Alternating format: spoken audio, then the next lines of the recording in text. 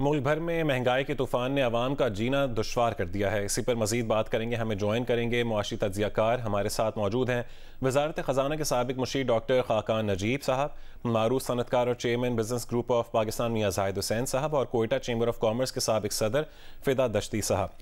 Doctor Khaqan Najeeb साहब, कहेगा कि हुकूमत की जानिब से IMF के तकरीबन तमाम मुतालबात तो पूरे कर दिए गए हैं।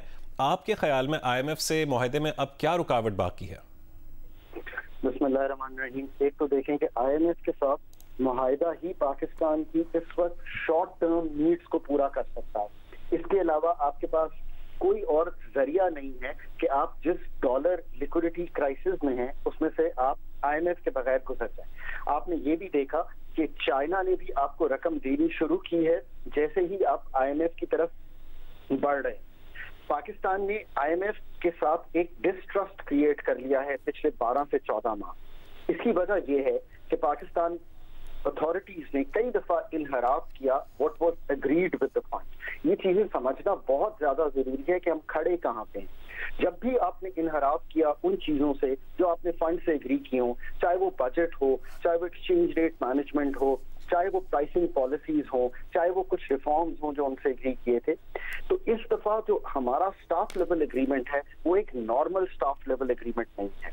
वो क्यों नहीं है नॉर्मल स्टाफ लेवल एग्रीमेंट? मैंने पाकिस्तान के बहुत से रिव्यूज कराए हैं, इस प्रोग्राम के भी और पुराने प्रोग्राम के भी, जो 2016 में वाहिद प्रोग्राम पाकिस्तान ने एवर कंप्लीट किया अपनी हिस्ट्री में।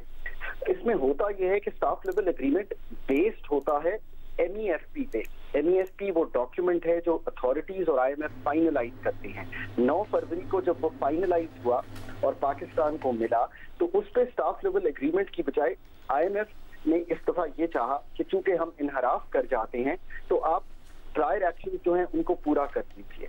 अब पाकिस्तान वहां खड़ा है जहां कल मैं समझता हूं कि जो आखिरी 4 थे उनमें से 3 एक्शन हमारे पास थे और वो हमने पूरे कर दिए हैं, जिनमें बिजली की कीमत में रद्दो बदल है।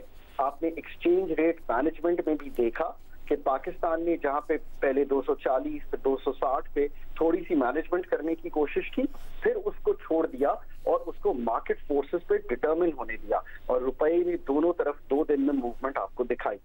उसके बाद मॉनेटरी पॉलिसी की टाइटनिंग, हम इससे आर्ग्यू कर सकते हैं, हम इकोनॉमिक रैशनल देख सकते हैं, हम गुड इकोनॉमिक सप्लाई कर सकते हैं, बट जो IMF के साथ आई थिंक लार्जली तय हुआ था वो 300 बेसिस पॉइंट्स का राइज था, वो भी कर दिया।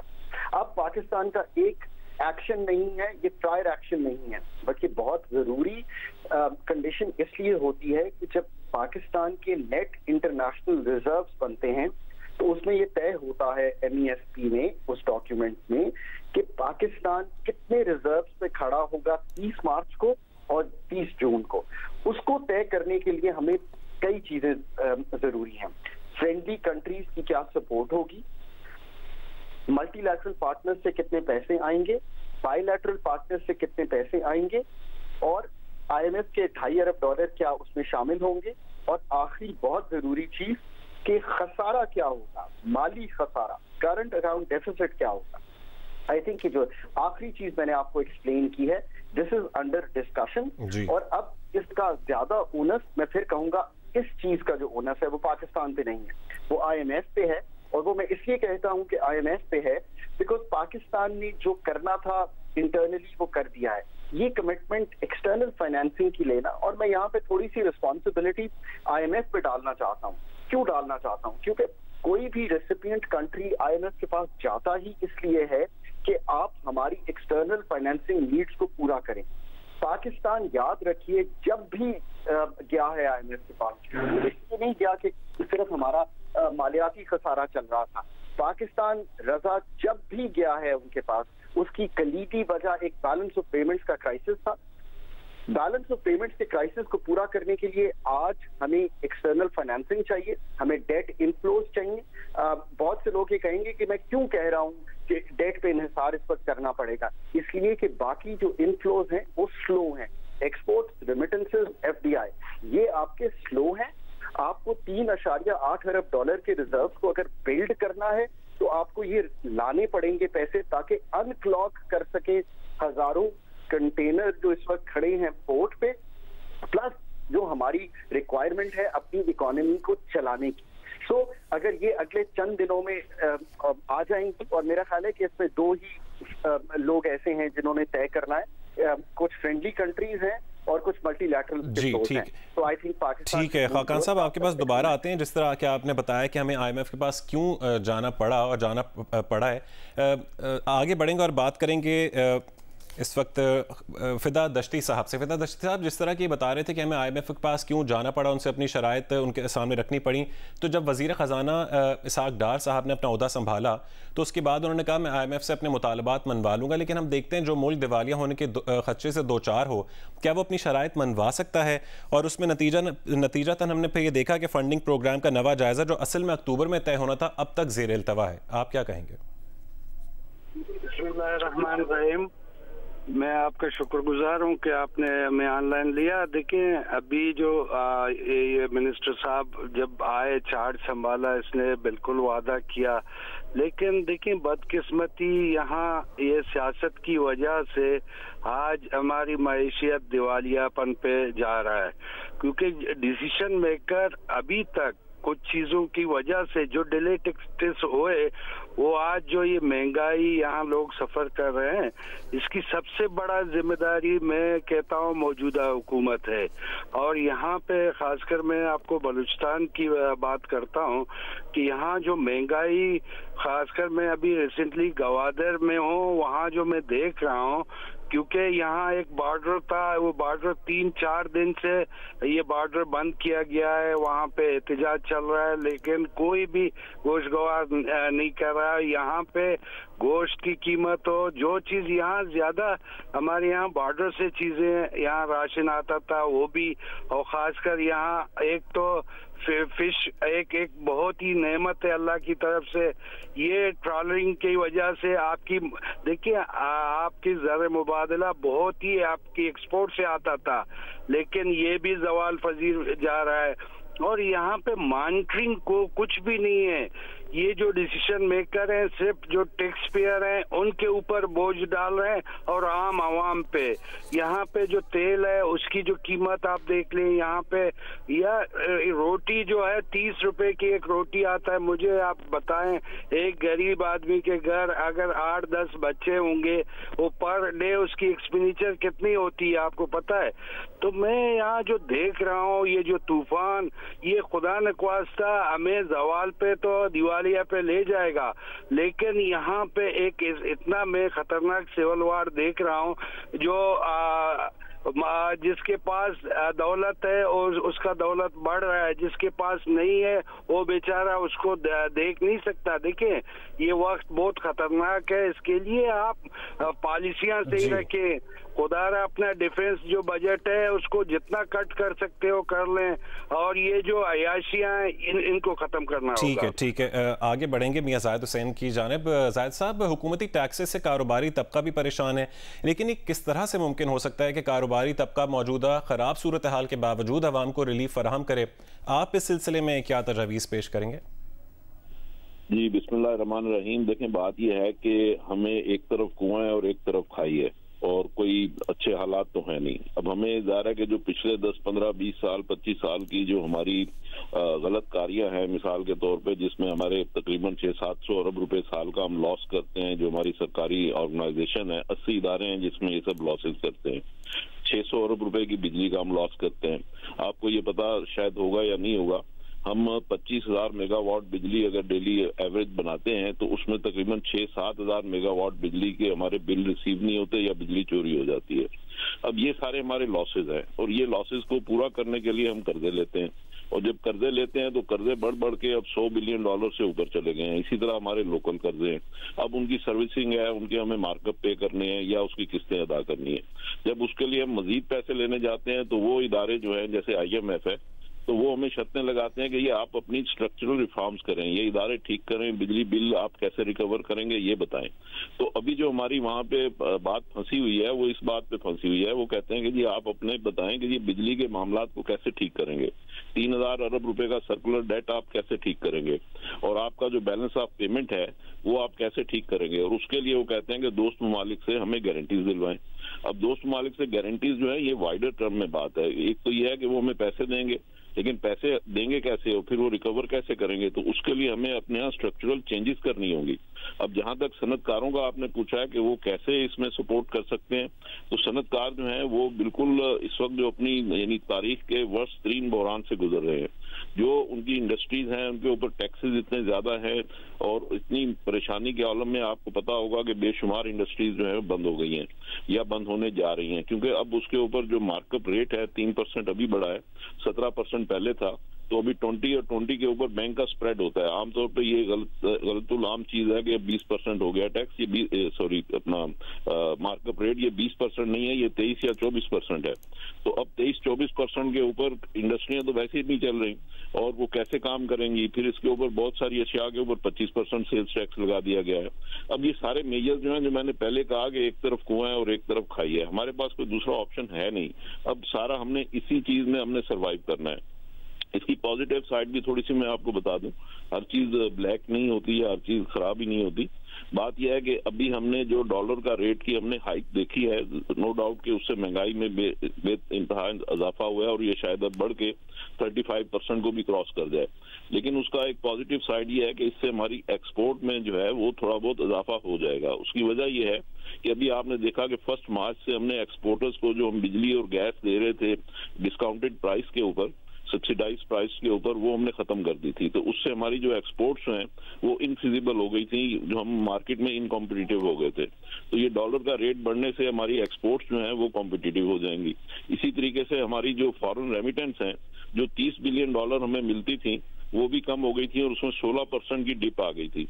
लेकिन ये मार्कअप का रेट बढ़ने से, ये इसका रेट बढ़ने से जो अपना डॉलर का, तो वो फॉरेन रेमिटेंस में भी हमें इसमें कदरे इजाफा देखने में मिलेगा। एक इसमें पहलू और भी है कि इसकी वजह से जब हमारी इंपोर्ट्स महंगी होंगी तो उसमें कस्टम ड्यूटी में भी, गवर्नमेंट के रेवेन्यू में भी इजाफा होगा। और वो जो रेवेन्यू में इजाफा है वो मेरा ख्याल ये है कि गवर्नमेंट को चाहिए कि वो डाइवर्ट करे ये जो हमारे लोग हैं, जो यानी जो गरीब लोग हैं, उनको डाइवर्ट करें डायरेक्ट सब्सिडी की शक्ल में। इनडायरेक्ट सब्सिडी बिल्कुल बंद कर देनी चाहिए और डायरेक्ट सब्सिडी की शक्ल में वो उन लोगों को जो बेनजीर इनकम सपोर्ट प्रोग्राम है उसकी शक्ल में उनके फंड्स में इजाफा करना चाहिए। ठीक है, डायरेक्ट सब्सिडी की सूरत में आप कह रहे हैं कि बिस्प के जो लोग हैं उनकी फंडिंग में इजाफा करना चाहिए। आगे बढ़ेंगे, आप साथ ही रहेगा मियां सफदर हुसैन की जानिब। मियां सफदर हुसैन साहब, डॉलर की ऊंची उड़ान और शरह सूद में इजाफे के बायस हम देख रहे हैं कि टेक्सटाइल सेक्टर में पहले से मौजूद बहरान मजीद संगीन हो गया है और फैसलाबाद में सनदी तंजीमों ने तो एहतजाजी लाहेमल इख्तियार करने का भी एक इंदिया दिया है। तो किस तरह से इसको ठीक किया जा सकता है कि इस सूरत हाल से बचा जा सके और डाउन साइजिंग वो कहते हैं कि मजीद तेज हो सकती है? बिस्मिल्लाहिर्रहमानिर्रहीम, बहुत शुक्रिया जनाब। सबसे पहले तो मेरा ख्याल है कि मेरा ताल्लुक भी क्योंकि इंडस्ट्री से है और सारे लोग बहुत इसमें इंटरेस्ट भी ले रहे हैं और फोकस्ड बात कर रहे हैं। मेरा पॉइंट ऑफ व्यू डिफरेंट होगा कि नो डाउट में हमारे पास मसाइल बहुत ज्यादा रहे हैं और हैं भी सही, लेकिन इसका सोल्यूशन क्या है? अल्टीमेटली तो हमें किसी ना किसी तरीके से इस बहरान से बाहर निकलना है और इस कौम को कोई ना कोई हल देना है। मेरे ख्याल के मुताबिक इस वक्त सबसे जो सीरियस इशू है गवर्नमेंट के लिए भी और हमारे लिए भी, वो है डॉलर्स की अवेलेबिलिटी करना और जब डॉलर्स अवेलेबल हो जाते हैं तो उसको कंट्रोल करना। अभी इस वक्त जो डॉलर की पोजीशन है वो तो एक्सपोर्ट से हमारे पास आते हैं और उसके साथ साथ जो डॉलर वैसे गायब हो जाते हैं ना, उसको कैसे कंट्रोल किया जा सकता है? गवर्नमेंट को इसके ऊपर बहुत सख्त कानून बनाने की जरूरत है। उसके साथ साथ हमने एक्सपोर्ट्स को बढ़ाना कैसे है, उसके लिए आपको बेसिक जो चीजें हैं वो पेट्रोल, गैस और इलेक्ट्रिसिटी है। जब तक इनकी प्राइसेस इंटरनेशनल मार्केट के मुताबिक इंडस्ट्रीज को नहीं मिलेंगी उस वक्त तक एक्सपोर्ट हमारी पॉसिबल नहीं होगी। तो एक्सपोर्ट को बढ़ाने के लिए हमें बिजली के रेट कम करने पड़ेंगे और उसका हल ये है कि हमें जिस तरह बाकी तरक्की याफ्ता ममालिक में है, डे लाइट को हम मैक्सिमम इस्तेमाल करें ताकि हमारी एनर्जी की एक एवरेज प्राइस बड़ी मुनासिब हो जाए। तो उसके लिए मेरा तो मशवरा ये है कि जो हमारी मीडिया की टीम्स हैं, यानी कि जो टीवी चैनल्स हैं, वो भी 8 बजे बंद होने चाहिए और 8 बजे से ऑनवर्ड सियासी जो कार्रवाइयां वो भी बंद होनी चाहिए। ताकि लोग अपने फैमिली को टाइम दें और जो मीडिया के लोग हैं वो भी अपनी फैमिली को टाइम दें, अपनी निजी लाइफ को टाइम दें और हमारे जितने भी काम है वो डे लाइट के अंदर अंदर हो जाने चाहिए। इससे जो इलेक्ट्रिसिटी बचेगी मार्केटों को बंद करने से और सियासी एक्टिविटीज को कम करने से, वही बिजली हम इंडस्ट्री के लिए इस्तेमाल कर सकते हैं जिसकी अल्टीमेटली कॉस्ट भी कम होगी और हमारी एक्सपोर्ट्स वायबल हो जाएगी। अदरवाइज इसका और कोई खास सोल्यूशन मुझे नजर नहीं आता। और जो बात आपने की है कि अभी रिसेंट जो हमारा डॉलर की प्राइस बढ़ने की वजह से इंडस्ट्री के ऊपर यकदम एक क्राइसिस आ रहा है, उससे निकलने का हल भी यही है कि हमें बिजली को मैक्सिमम अवेलेबल करना चाहिए। इसके लिए अगला जो मेरा सोल्यूशन है कि हमें जिस तरह हम IMF से डॉलर्स सपोज मांग रहे हैं, तो हमें अपनी आवाम के साथ अगर हमारी हुकूमत यूनाइटेड हो जाए, सब एक टेबल पर बैठ जाएं, तो यहाँ पे कोई एमनेस्टी स्कीम जिस तरह पहले देते रहे हैं कंस्ट्रक्शन इंडस्ट्री के लिए, इसी तरह डॉलर्स के ऊपर भी कोई एमनेस्टी स्कीम। ठीक है, डॉलर के ऊपर भी एमनेस्टी स्कीम आपकी जान दोबारा आएंगे सफदर साहब। खाकान नजीब साहब, अब देखा है हमने कि स्टेट बैंक ने IMF की एक और डिमांड पूरी करते हुए शरह सूद में इजाफा किया 1.73% जिससे 20% तक पहुंच चुकी है। अप्रैल में फिर एक खदशा जाहिर किया जा रहा है कि ये मजीद इजाफा होगा, तो उससे मार्केट में क्या गैर यकीनी की सूरत हाल खत्म हो जाएगी? देखिए रजा, इस वक्त गैर यकीनी की सूरत हाल सबसे बड़ी तो कंप्लीट होगी मार्केट से गायब जब आप IMF का प्रोग्राम करेंगे, जब आप डॉलर इनफ्लोज बनाएंगे, जब आप इकोनॉमी को अनक्लॉग करेंगे, जब आप जो इम्पोर्टेड रॉ मटेरियल की जरूरत है एक्सपोर्ट्स करने के लिए वो करेंगे, जब आप रुपए को ऐसा रखेंगे कि इंटरबैंक और कर्व मार्केट का रेट करीब आ जाएगा, जब आप ये इंश्योर करेंगे कि सप्लाई जो इन्फ्लेशन बढ़ा रही हैं उनको आप संभाल सकते हैं। मैं अभी सिर्फ ये आपके सामने इसलिए रख रहा हूँ कि पाकिस्तान की इस वक्त शॉर्ट टर्म मैनेजमेंट जो है वो शायद लॉन्ग टर्म से ज्यादा जरूरी हो गई है, बिकॉज जो भी मुल्क डिफॉल्ट की हाइटेंड रिस्क पे खड़ा हो उसको उस रिस्क को ओवरकम करना है। सो एक तो ये बात है। अब जो आपकी बात है उसको लेके आगे चलते हैं कि 3% बढ़ा। देखिए मेरा ख्याल है कि ये थोड़ा सा ज्यादा हो गया है। पाकिस्तान का कंसेंसस था कि 200 के करीब किया जाए, बट फंड ने जब डिस्कशन की और मैं समझ सकता हूँ कि मॉनेटरी पे एक डिस्कशन जब हुई और ये एक प्रायर एक्शन बना, तो उन्होंने एक चीज ये देखी कि जो कोर इन्फ्लेशन है पाकिस्तान में जिसमें फूड और एनर्जी को निकाल दे तो वो 20% है। मैं एवरेज 20% इसलिए कह रहा हूँ कि 21.5 रूरल है और अर्बन जो है वो 17.5। जब उन्होंने ये देखा तो उन्होंने कहा कि इसको फॉरवर्ड लुकिंग पॉजिटिव कीजिए। ऑफ कोर्स इससे सबसे ज्यादा तकलीफ तो हुकूमत पाकिस्तान को होती है। अब आप पूछेंगे वो क्यों होती है? पाकिस्तान की मार्कअप पेमेंट चूंकि एक बहुत लार्ज कंपोनेंट वेरिएबल रेट पे है, हर महीने 60 से 70 अरब रुपए बढ़ जाती है, यानी कि 800 से 900 अरब रुपए सालाना मार्कअप पेमेंट बढ़ जाती है जो गवर्नमेंट ने बैंकों को और स्टेट बैंक को इवेंचुअली करनी है। सो आप खुद देखिए कि सबसे ज्यादा नुकसान कहाँ हो रहा है। ऑफ कोर्स बिजनेसेस भी हर्ट होंगे। सो अब हमने इसके आगे क्या करना है? देखिए ना, ये जो मेरे दोस्त हैं इन्होंने बहुत सी अच्छी चीजें रखी हैं।